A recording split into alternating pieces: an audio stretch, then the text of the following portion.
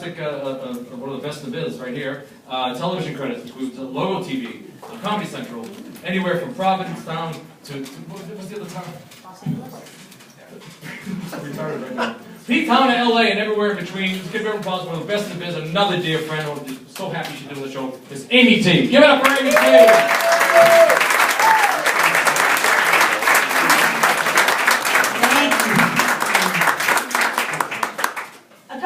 Ago, I was at a performance for some seniors, high school seniors, and I'm not sure if it was like so much as a performance, but more like a scare tactic for what not to be when you grow up day. But I'm standing there on stage, and that's when I had my aha moment. I'm looking out at a sea of like 300 seniors, and that's when it clicked. I was like, holy shit, I graduated the year they were born. Right? This just starts to fuck with my head now. My head starts spinning. I'm like, holy shit, when the hell did I become so old? You know what I mean? Like, these kids don't even remember the Britney Madonna kiss, which is epic. And my mom still buys my tampons. Which I think is cool, because look at me, I basically look like a boy. What guy likes to buy tampons, you know? And I'm trying to think, I'm like, where the hell did the last 20 years of my life go? Like, I'm 37 now, I'm a recovering alcoholic. I'm not in the program or anything. I just found that had way too many rules. Seriously, like you can't have certain types of mouthwash or ice cream because that contains alcohol in it. And I was like, so what? Now you're gonna tell me I can't put Bailey's in my morning coffee anymore?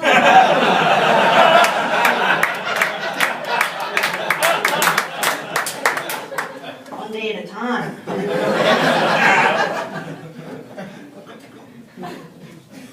But I am, anybody here ever been so shit-faced that they have to drive home one eye? Right? Because it's safer than using both of them, right? But next month I'll be 2.5 years sober, which I'm very excited about. Every one of you should be clapping because I'm no longer drunk driving on the road with you. When I knew I had to quit drinking, my friends were driving my car more than I was. I've also been married and divorced twice. Yeah, to the same woman. Don't judge. Don't act like none of you have all had a few martinis and haven't fallen back in love again. Seriously, my life was like 50 first dates and one flew over the cuckoo's nest. Not because I had amnesia, I just kept blacking out. But come to find out, none of this was my fault. It was after I quit drinking, I was told that I was diagnosed with, that I have a mental illness. And I was diagnosed bipolar. Well, Jesus Christ, thank God, I just thought I was an asshole.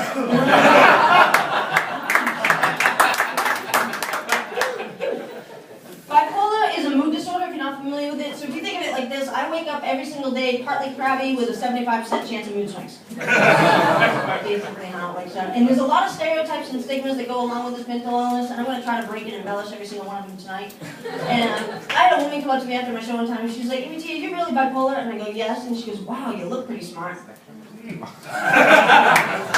said, I'm crazy, not stupid. And you remember when ADD was real popular, right? Everybody had ADD. Well, I'm bipolar, so I trump you all. Because someone with bipolar will cut you. So someone with ADD forgets to cut you. I'm telling you people, this has been the greatest gift that's ever been given to me in my entire life. Like, bipolar is the new black, and you need to get on board. It is awesome. It is so awesome. And I'm in therapy now, too. And one of the things I learned in therapy, that 33% of people in therapy get better, 33% get worse, and 33% just stay the same. I'm the 1% that goes because the state makes me.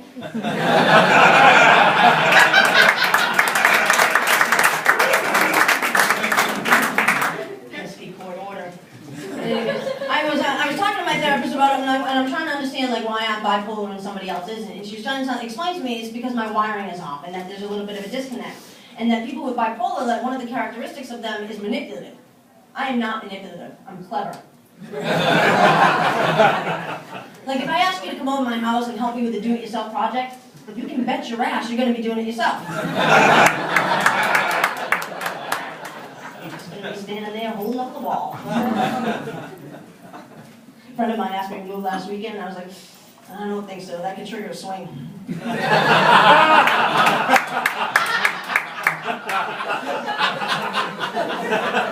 So you can't get mad at me because I outsmarted you. It's not my fault you're an idiot. the bipolar, it doesn't define me by any means, but it does start to explain some of my quirky personality traits that I have, which all this time I thought was me being a Virgo. Until recently I discovered that I share the same birthday as Charlie Sheen, so now I know I'm winning. And I want to give you all an opportunity for when you can be bipolar, because you can't see it. So I'll give you an opportunity when you can use it to your advantage.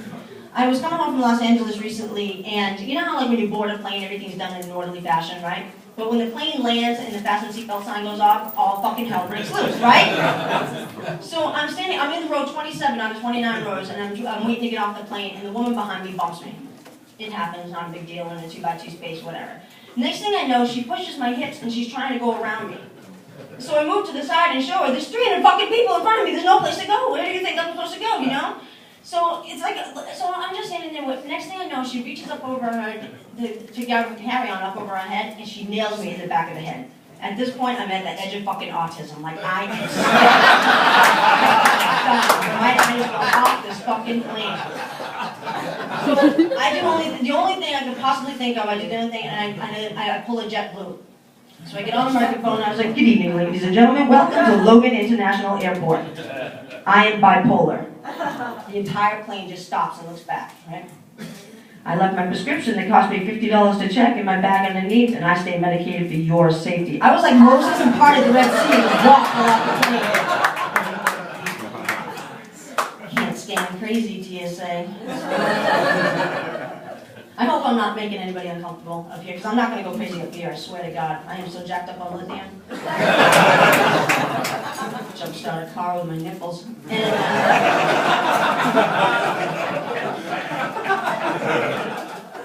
as if all this hasn't been fun enough, my therapist also peppered in a little Asperger's at the end of one of my sessions.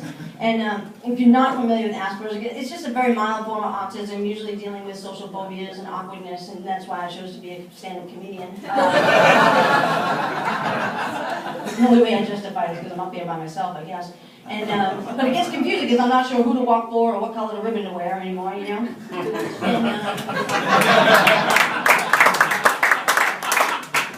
And I'm really good at math.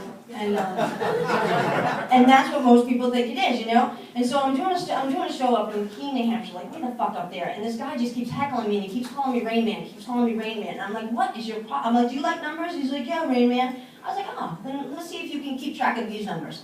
I was like, 1 in 10 people are gay. 1 in 6 people have mental illness, and 1 in 5 have herpes. You all know I'm 2 out of the 3, so you better start looking around.